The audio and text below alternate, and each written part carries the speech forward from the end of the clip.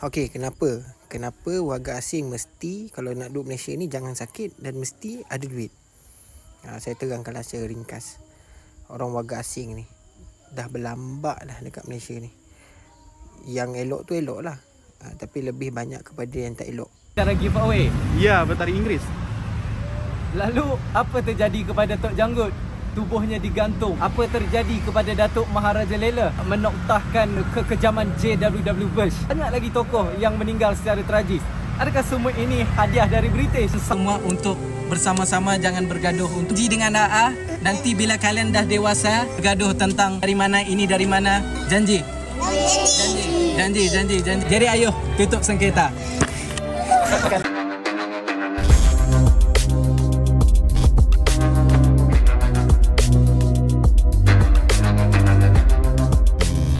Assalamualaikum warahmatullahi wabarakatuh, geng. Berjumpa lagi bersama saya Iki. Gimana kabar saudara-saudara, sahabat-sahabat saya? Semoga kabar kalian selalu baik-baik saja, dilindungi oleh Allah Subhanahu wa taala, dijauhkan dari segala bala musibah dan diberi umur panjang. Amin ya rabbal alamin. Oke, geng, seperti biasanya di video kali ini Ikinya akan ngereaction sebuah video yang telah di-tag maupun yang telah terjumpa di TikTok. Dan di video kali ini Ikinya akan ngereaction sebuah video seorang tiktokers ya, yang menyekolahkan para rakyat Indonesia, geng. Wah, yang terjadi kesalahpahaman di media sosial ya, geng, ya. Dan ada juga seorang jururawat dari Malaysia menyekolahkan warga asing Indonesia, geng. Nah, seperti apakah videonya? Tentunya kalian sudah penasaran videonya seperti apa. Jom mari kita simak bersama-sama. Tapi sebelum simak, jangan lupa dulu dong, geng. Buat kalian jangan lupa sokong channel ini dengan cara subscribe, like, komen, answer-nya. Apa-apa benda silahkan komen dekat bawah. Janji jangan bergaduh. Oke, kita simak dulu videonya seperti apa. Let's go. Okey, kenapa? Kenapa warga asing mesti kalau nak duduk Malaysia ni jangan sakit dan mesti ada duit? Saya terangkanlah secara ringkas. Orang warga asing ni dah berlambak dah dekat Malaysia ni. Yang elok tu elok lah. Tapi lebih banyak kepada yang tak elok. Maksudnya bukan perangai lah. Okay, saya tak pukul rata. Cumanya macam mana nak cakap daripada segi kesihatan dan rawatan awak dekat Malaysia ni, nak pergi klinik ataupun hospital, sedia maklum awak kena bayar dalam kos yang tinggi kalau awak nak masuk ambil rawatan. So, kenapa kena ada duit? Sebab saya nak bagi tahu yang kalau awak sakit, awak kena ada banyak duit. Sebab kau bukan orang Malaysia. Daftar je dah RM40-50. Kalau hospital, masuk ward, ambil darah apa semua, confirm beratus untuk satu hari. Kalau masuk ward, satu hari kena cas berapa ratus ringgit. Kalau duduk seminggu, 2 minggu, kena operate lagi, mungkin beribu-ribu. Kalau banyak duit tak ada masalah, boleh nak duduk pergi klinik kerajaan ke, klinik swasta ke, hospital kerajaan ke, hospital swasta pun boleh kalau banyak duit. Ni jenis yang tak ada duit ni. Sebab sedia maklum dekat Malaysia ni, kita kerajaan baik. Kerajaan kita baik. Kau sakit macam mana pun, kita akan rawat kau dulu, bayaran nombor 2.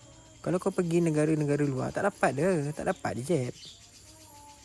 Sama ada kau kena bayar ataupun kau mereputlah mati tepi jalan tu kalau kau tak bayar. Tu negara luar. Tapi dekat Malaysia ni, kau dalam keadaan genting macam mana pun nyawa kau, kita akan selamatkan kau dulu, bayaran nombor 2. Lepas tu bila dah sihat, tak mampu nak bayar, ada lagi hospital, ada yang bayar hutang, ada yang ansur, ada yang tak bayar-bayar langsung.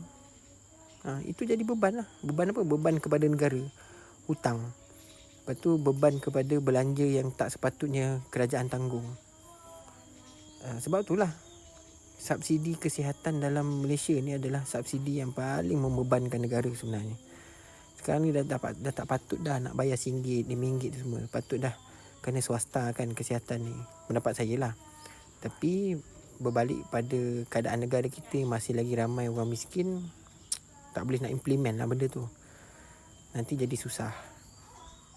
Tapi kalau bagi subsidi, semua orang ambil subsidi. Tak kira yang mampu ke tak mampu ke, semua ambil subsidi tu. Tak adil lah kan? Betul tak?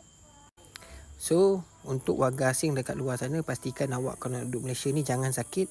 Dan kalau nak duduk Malaysia ni pastikan ada duit. Kalau tak, pergilah duduk negara masing-masing. Apa masalah Malaysia dan air tutup sengketa? Dengan nama Indon. Tak adalah, kami selalunya panggil Indon. Kalau ada yang sebut Indon, apa yang kalian rasa? Saya menghina. Kalau Indon itu dari bahasa kami itu budak, pelacur. Tiada niat menghina, sekadar nak singkatkan sebutan. Jadi Indo sekalian gitu. Sebenarnya ada dua sebab.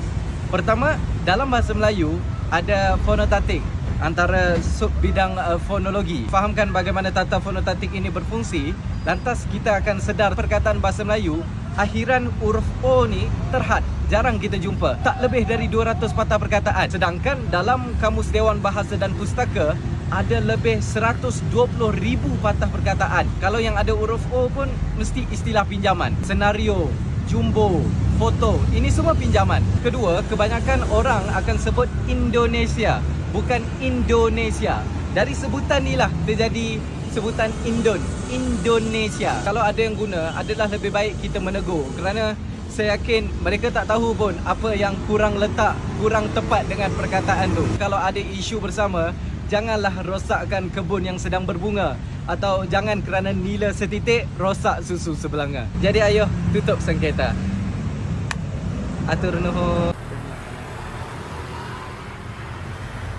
Kalau Inggris kah? Secara giveaway. Ya, bertari Inggris. Lalu apa terjadi kepada Tok Janggut? Tubuhnya digantung. Apa terjadi kepada Datuk Maharaja Lela? Menoktahkan kekejaman JWW Bush. Banyak lagi tokoh yang meninggal secara tragis. Adakah semua ini hadiah dari British 1947? India merdeka secara apa?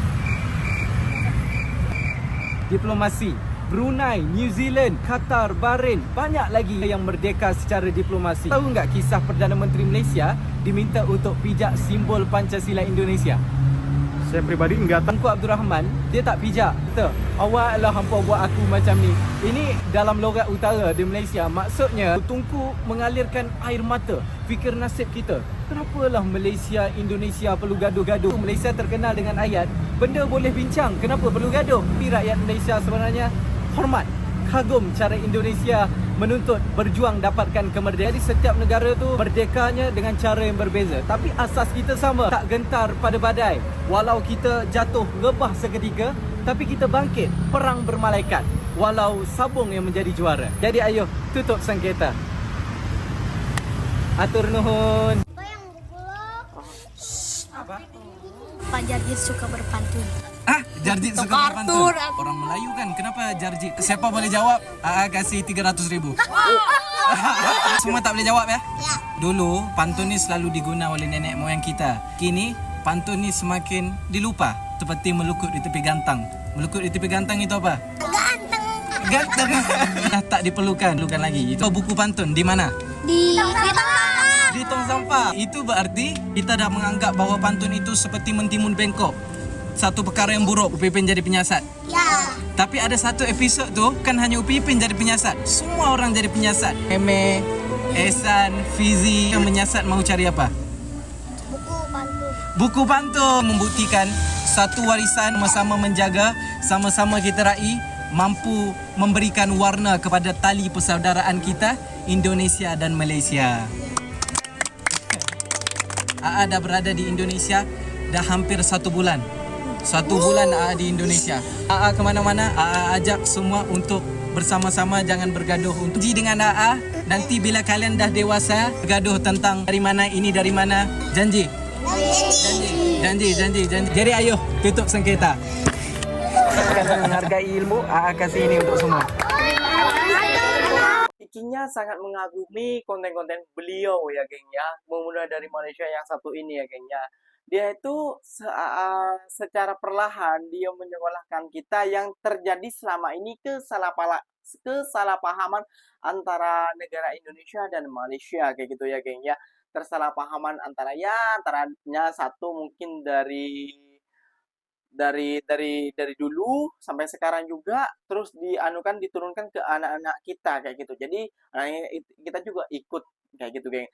Tapi lambat daun sekarang tuh orang Indonesia pemuda-pemudinya sudah tidak lagi seperti dulu lagi kayak gitu ya geng. Karena mereka sudah tahu ya gengnya, media sosial ini hanyalah sesaat, tapi perkawaman antara Indonesia dan Malaysia itu akan selamanya ya geng ya. Jadi abang adik biasalah gaduh di media sosial, kalau berjumpa ya tidak akan bergaduh kayak gitu ya geng ya.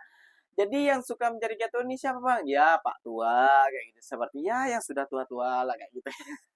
Mohon maaf ya geng ya, Kinya sebut dengan secara perlahan-lahan, tapi pasti marilah kita tutup sengketa. Benar sekali kata abangnya ini ya geng ya.